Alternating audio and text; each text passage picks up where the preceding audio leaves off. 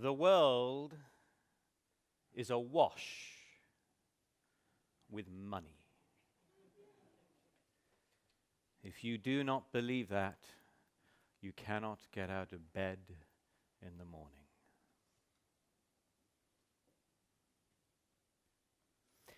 Some of that money has your name on it.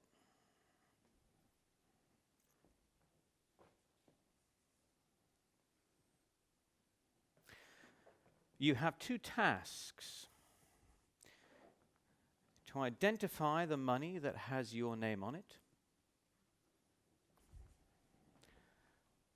and to collect it and put it in your pocket. The process that identifies the money that has your name on it is called marketing. The task that collects that money and puts it in your pocket is called selling. It's pretty simple, pretty basic. That was pretty quick. There's not much more to add. I wish you luck with those two concepts. You've been a great audience. Thank you.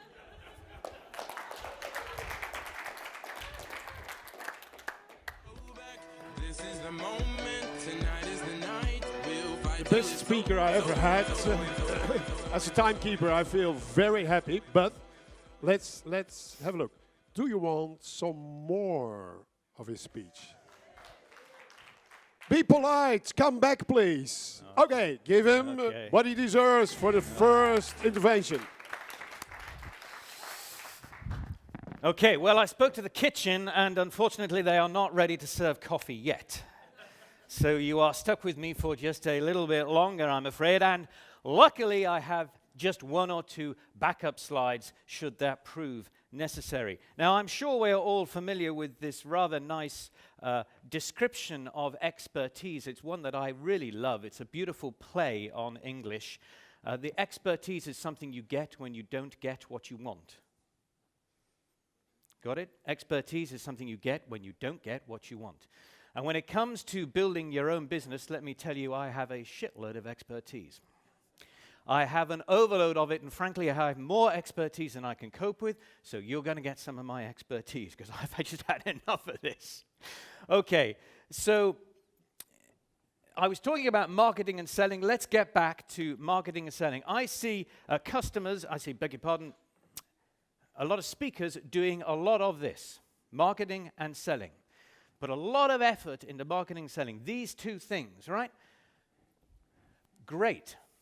Now, here's the counterintuitive thing number one. Those are the wrong two things to be doing. You should be doing two things. The only two things you should be doing are either selling it or doing it.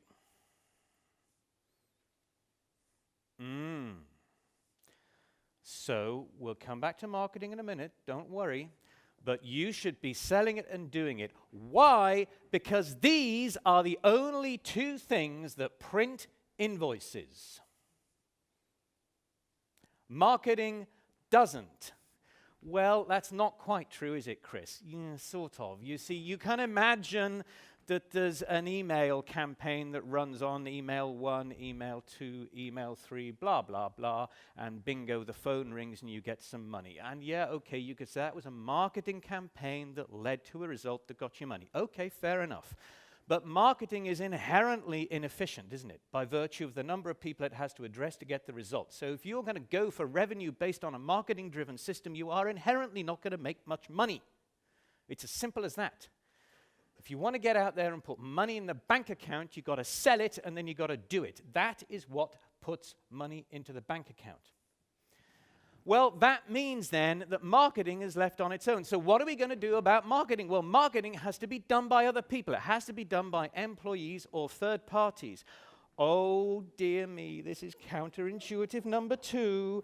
Because we're speakers and we get beaten over the head all the time and we're told, don't you understand it's incredibly important that we have to be authentic, we have to be believed, we have to write all our blog posts, our clients have to listen to all our voice and all of this stuff. Let me tell you, this is egotism gone mad. This is egotism gone mad. It is important that you add value to the market that you support. Of course it is. But don't tell me you have to write every blog post. Don't tell me you're that important. You're not. Don't tell me you have to write every email. You really don't have to. So in actual fact, your marketing system, because it is a system, as I'm going to show you, once you've built a system, it can be driven by anybody, can't it? Yes, of course it can. So I'm suggesting to you that marketing as a system that is once built, defined by you, built by you and somebody else, is driven for you by employees and or contracted third parties. Now, many of you in the room won't have gone through the whole process of employing people and what have you, so let me go very quickly, a few hints and tips on employing people. So first thing you do is write a really good job spec and you stick it up onto your blog. You then do your normal LinkedIn, Facebook, Twitter and all of that kind of stuff, and critically, make friends with the careers offices of your local universities. Make friends with them. Therein lies a vast font of bright young things. Having done that, let me tell you, you're going to get killed in the rush. You really are. So you need a filtering mechanism. Your filtering mechanism is an online questionnaire. This online questionnaire comes in 2 pages. The first page of the online questionnaire is where you ask people to rate their expertise in generic areas that you consider important for the job in hand, okay? On the first page. Page 2, you then ask for specific information. So instead of saying content management systems in general on page 1, on page 2 you then say, well, what do you know about WordPress or Business Catalyst or Squarespace? Instead of saying, what do you know about video editing? What do you know about Final Cut Pro or Adobe Premiere? Instead of social media, what do you know about Hootsuite or whatever tool it is that you use? Instead of search engine optimization, what do you know about Google Analytics or SEO Moz? SEO Moz, by the way, fantastic tool for those of you that haven't used it yet. Write that down. Terrific tool. Very, very, very good. So that's your questionnaire. That acts as your first filter. So let's go back to the process. Having got them through that process of filtering through the online questionnaire, next thing is telephone interview. Telephone interview. Send them an email. Say, okay, 3 dates and times over the next 10 days when you can be available for a half-hour telephone interview. When you've got that fixed, you send them an email that says, ring this telephone number on this date at this time. It's very important that they ring you. Simple test, can they? Do they do that? Ring this telephone number on this date at this time. Dead simple. They do or they don't. In or out. That's the second test. Okay, telephone interview passed. We get them through to a personal interview. 3 P's in a personal interview, first of which is panel. You don't do the interview. So when Dan came along to be interviewed at Active Presence, I had Dan sit at a table here. Across the table from him was a friend and colleague who ran the interview. I fell off the stage. I sat to one side so that I could observe the interaction between the two, and I joined in and I asked a question when I wanted to, but I did not run the interview. It was run for me by somebody else. Second P is presentation. Ask your candidate to do some research on a topic that is pertinent to the post at hand. Have them do a presentation. Maybe not a stand-up formal one like this, but at least be able to hold a cogent, articulate conversation across a table on a subject that is relevant to the job in hand. Third P, portfolio. Get them to bring with them evidence of work that they have done previously which is pertinent to the job in hand. Why? Because it is an opportunity for you to check whether they have correctly interpreted the role. If they bring material with them that clearly is not connected to the job description, then they haven't understood the job description. Okay? So quick process. Now, that is a bit of an elaborate process. You will need an elaborate process because you have to sort the wheat from the chaff, and frankly, you want people to fail, so you only get the best at the end. Okay, that's employees. Contracting third parties. Contracting third parties, we put a job description up onto Odesk or Elance, those two join now, or any of these other third-party organizations up on the internet. And we all know the problem. We get buried in a multitude of inappropriate, low-quality responses. How do we deal with that? We deal with it like this. We put up a specification, and in the middle of the opening paragraph, we put this.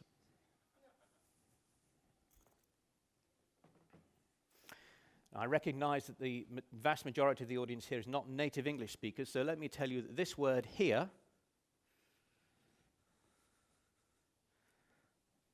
doesn't mean a thing. I just made it up. But I want to test whether people actually read my specification. And when it gets down to listing the mandatory requirements, in the middle of the mandatory requirements, I put this. And then if I get back a specification, a response that starts with anything other than Jigglebox Purple, I know they just didn't bother reading it. Dead simple. You need filtering mechanisms to get through all of this stuff if you're going to create a system that you are going to rely on to drive your entire marketing for you. Oh, Chris, that's a fag. Do I really want to bother? Yeah, you do. You do want to bother. Let me tell you a story. I started this process a couple of years ago now. And I was testing the evidence of whether this was really any good or not. I went back through the company accounts to January last year, January 2013. I came forward to today and then projected forward another couple of months. So we've got 18 months worth of data to look at. And I went through the accounts and I said, okay, in those 18 months, let's find consulting engagements where I needed additional manpower, additional skill to deliver the engagement. And let's add up the value of all the contracts that I, Active Presence, have outsourced to the GSF community. That's either people in PSA UK, PSA Holland, whatever. This is the number. Now, I'd suggest to you that if everybody in this room was outsourcing 40,000 euro a year to everyone else in this room or other PSA organizations, we would have a very healthy environment, would we not? A very healthy industry sector. And not only that, next year, we'd have 80 people in this room rather than 40 because everybody would bring their DANs with them. And the year after that, we'd have 120 and blah, blah, blah. And so the process goes. But this happened because I was only doing two things, selling it or doing it. Everything else went off my desk, apart from the mouse and the keyboard and the telephone. Right? Very, very, very focused. Okay, so let's get back into this marketing system. What does it actually look like, this marketing system? Well, it's based around the website. And here is the homepage of Active Presence. It's a pretty typical homepage, nothing exciting to talk about there. We've got the navigation at the top, got a pretty picture. We've got the benefits to doing business on the left-hand side. We've got a homepage video. Scroll down. We scroll down. We've got those 6 iconic buttons that take you off to the programs we sell. We've got logos of customers and blah, blah, blah. The whole thing goes on. Okay, nothing exciting so far, just pretty standard. The point I want to draw out, though, is what happens when you look at this website on a smartphone. It looks like this. First thing you notice is the top of it is off the top, but never mind, there you go. Up there, off the top, which you can't see, is the navigation's compressed into another menu that opens. We've still got the benefits of doing business with Active Presence. Scroll down. We've still got the homepage video. Scroll down. We've still got the 6 iconic buttons. Now, there are 2 bits of technology that will deliver this result to you. The first is responsive technology that reforms the content on the screen dynamically as the size of the screen changes. The second is to effectively say that on your server, you have 3 different websites. You have your desktop website, your tablet website, your smartphone website, and then depending on whatever the server sees, it serves out the appropriate website. Okay? Now, I don't care whether you use a responsive system, which is what I use, but I don't care whether it's responsive or whether you have 3 different systems. I don't care, provided you have one. Do you? Let's find out. So these are the delegates in the room now, total number of delegates. I have a question for you. Here's the question.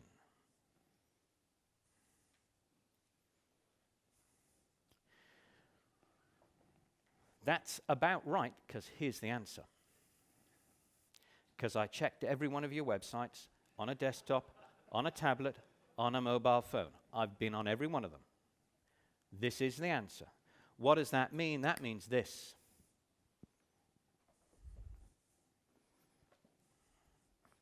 Now, I know what you're saying, all those 2/3 of you.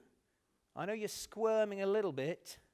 But what you're saying in defense is, well, yeah, but Chris, I've looked at all the website traffic that comes through from Google Analytics, and there's only this tiny, teensy little bit that comes from mobile phones or tablets. Is that true? Let's have a look. Here is the website traffic across my website over the past 12 months. Okay? Tablets in orange, phones in blue as a percentage. Let's draw a couple of lines through, 10, 20%, and we start seeing a theme here. If we look at the first 6 months of the last 12 months, we see that the average is 10%. If we look at the most recent 6 months, it's what? 17%. And it's only April. That will be 27% by Christmas. You really, really cannot afford to ignore numbers like this. Can you? The point is that 17% is against increasing traffic. Now here is, we smooth out the traffic. Orange line is the unique number of visitors. Blue line, total number of visitors.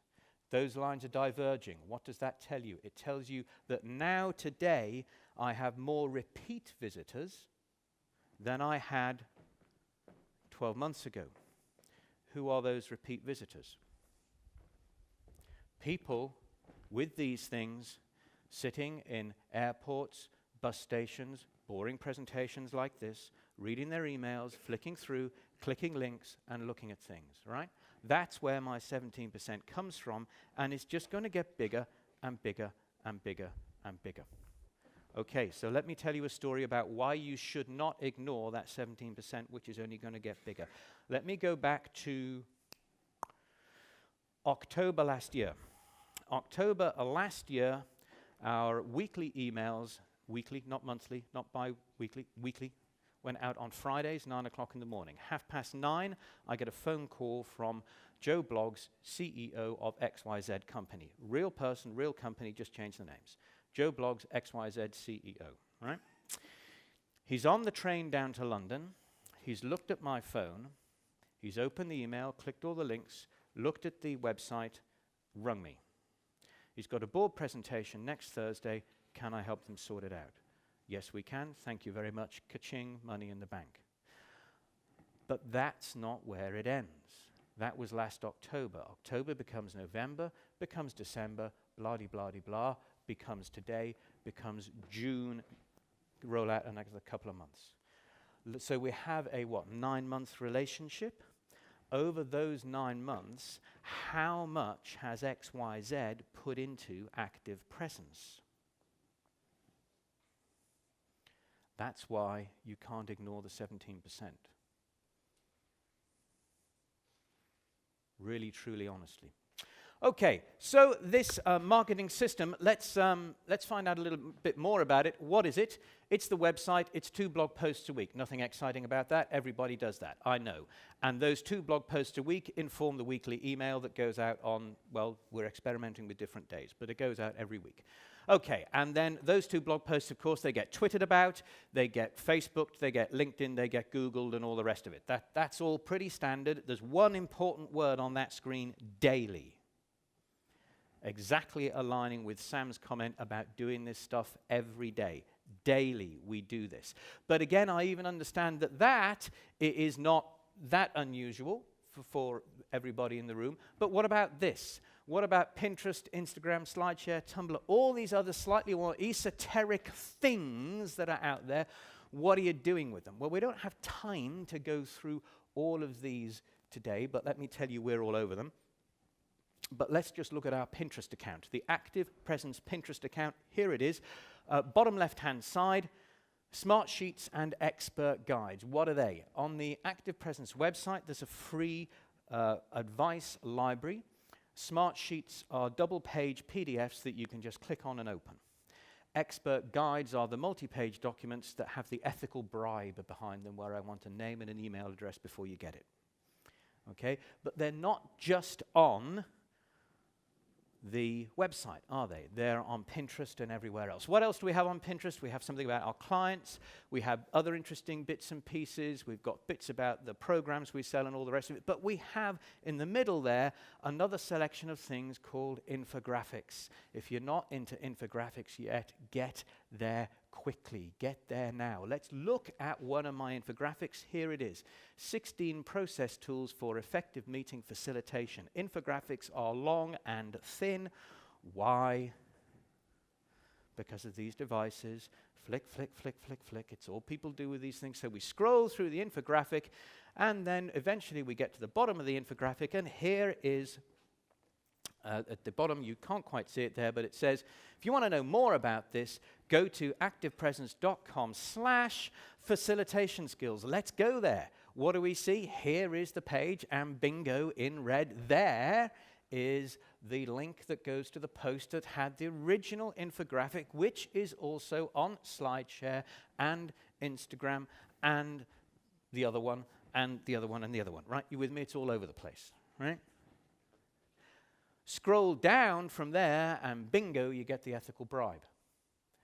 For the Powerful Questions for Facilitators Expert Guide. So the Expert Guides not only sit in the free advice library, but they're also scattered throughout the website on other pages where we think we can attract traffic. How do we know we can attract traffic? Because we've got goals set up throughout this website, and we track all our Google traffic as it comes through. And then we set a net and we catch the salmon. Okay? Really, really important. Now, of course, the person who comes here, interested in facilitation, comes here, says, oh, that looks quite interesting. But if they scroll down even more, then they get links that take them elsewhere in the site for the sort of things that facilitators might end up doing anyway, which is maybe presenting.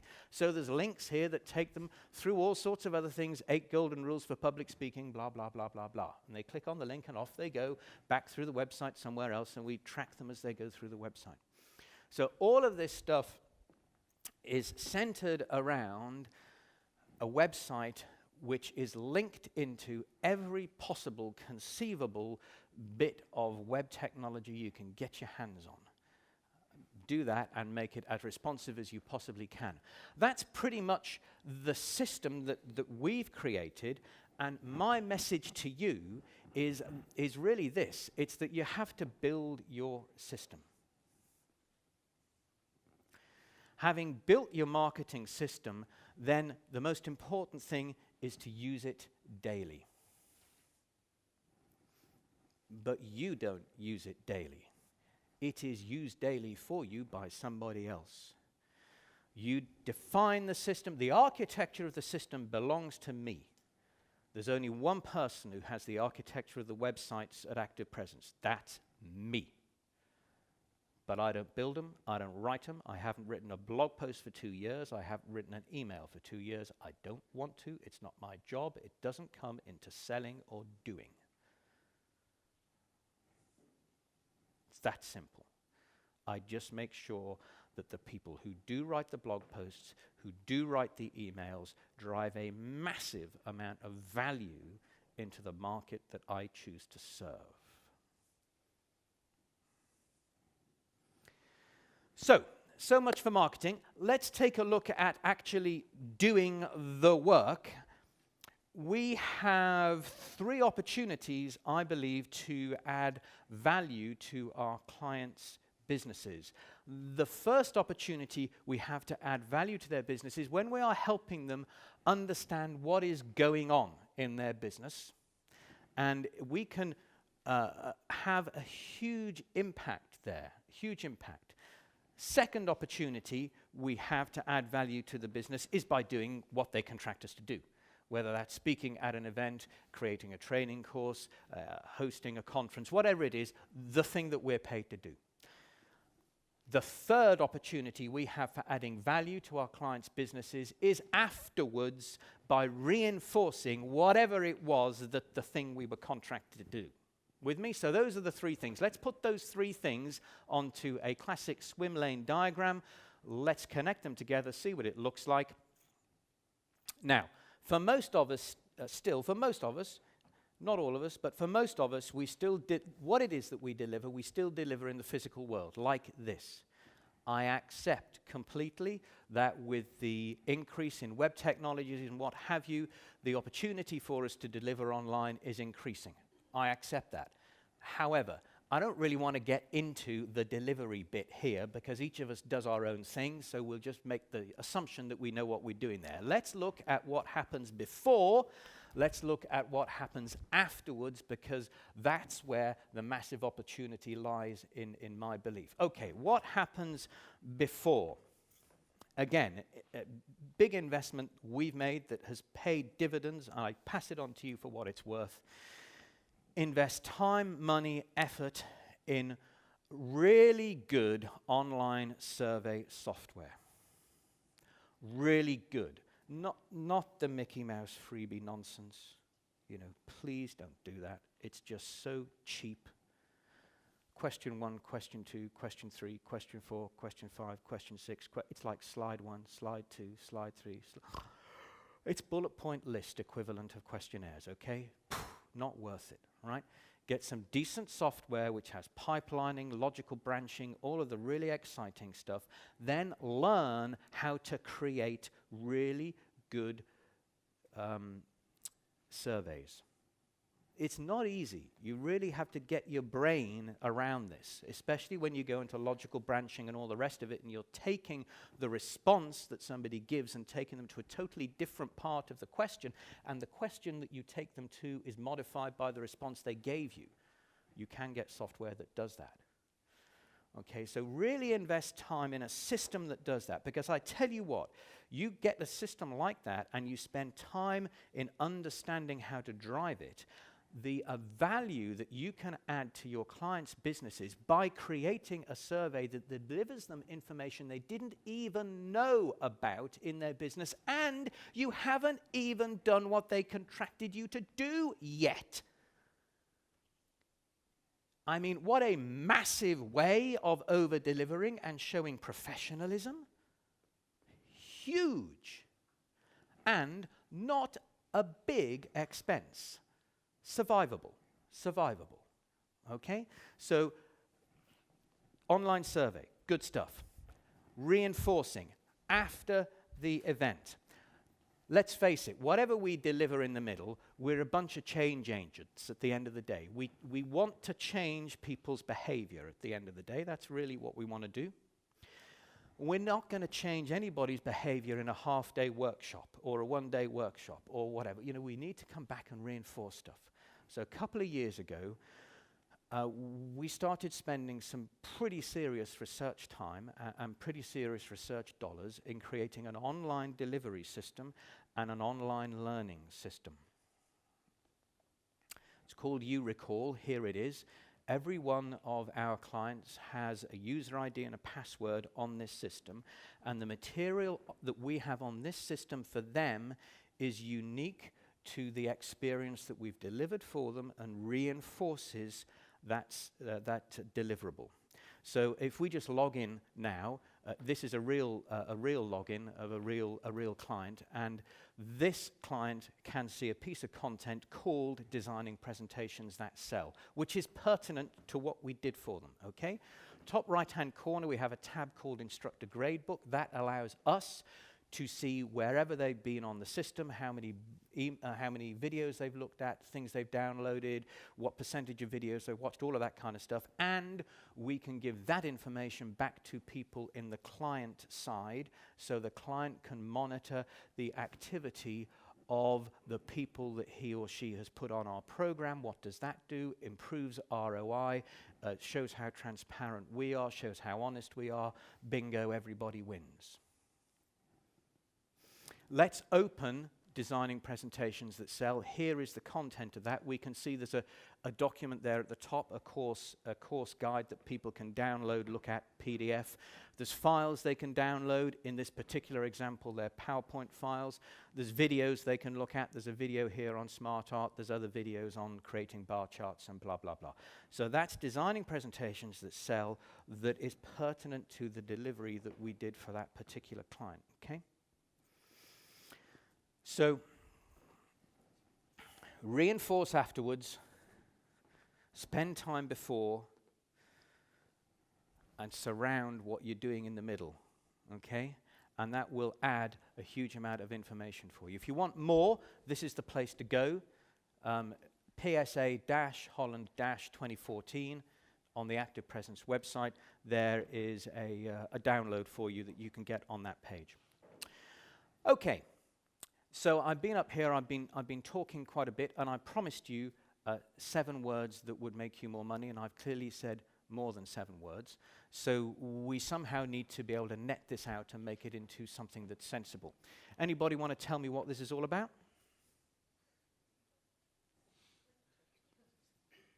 Go for it. Shout it out. What's going on here? Very good. So the answer was a test to test your printers working properly.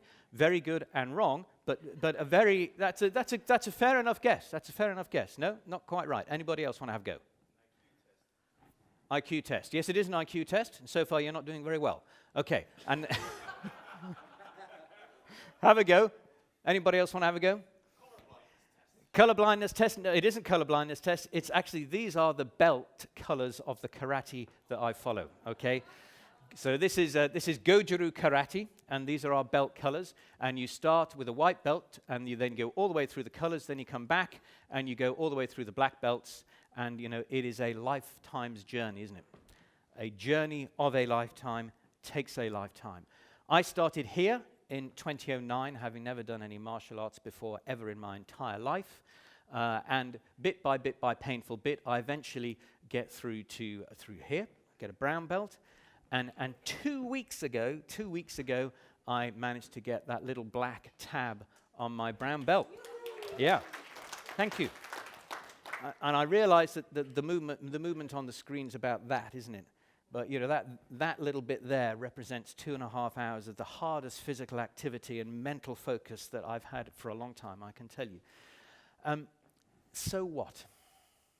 Well, the so what is that in Goju-Ryu Karate, there is a number of guiding principles in Goju-Ryu Karate which we are required to know and live our lives by. And since doing karate, it has been absolutely crystal clear to me that these principles are just principles for life. I mean, they are as relevant to what Sam was talking about as they are to karate. The first of those principles is this. It's that simple, right? Now, when I got my brown belt, we have 2 opportunities to be examined a year, one in the spring, one in the autumn. And I spent quite a long time with my brown belt. I spent an entire year. For last year, I didn't grade. I wasn't examined at all. And that, you know, life was just too busy. And the plain, simple fact of the matter, Chris, is that I wasn't doing this. Not in karate. You know, I just wasn't getting the time in the dojo to do all the kind of stuff that, you know, we need to do and all this. It's just not there. So practicing daily is really, really important. Your marketing system has to do this, and if you're only doing selling or doing, you have to do that daily too. End of debate. You know, just as Sam said, the traffic was busy, you know, there's a lot of traffic, so I'm late. No excuse, no excuse. You have to practice daily. Second guiding principle of karate is this one: be courageous. Just get out there and hire people. Just go and do it. Make yourself responsible for earning their salary. That'll sharpen you up. And guess what? They'll help you too. Why? Because you're earning their salary. They have a vested interest in it. Third guiding principle of karate. Pretty obvious, because it does get pretty tough, I have to say. You know, there are times when it is just endless, repetitive punching, kicking, blocking, punching, kicking, blocking. And when you've done 2 hours of it and it's then 50 press-ups, I mean, you know, come on, guys, give us a break. Nope. Nope. Get on with it. So the bar doesn't move, and you just have to get that. So 3 guiding principles. First guiding principle is practice daily, and you know what you should be doing there. Define a marketing system. Having defined the system, get it running every day so that it leaves you free to do your thing every day, which is either selling it or doing it, nothing else. Second guiding principle is to be courageous. Get out there and hire people, invest heavily in the business, invest in what you can do for your clients before the engagement, invest in what you can do for them after the engagement to reinforce their memorizing process. While you are doing those 2 things, never give up. Okay? Those are the guiding principles, and I'm sure that it now surely must be time for coffee. You've been a wonderful audience. Thank you very much.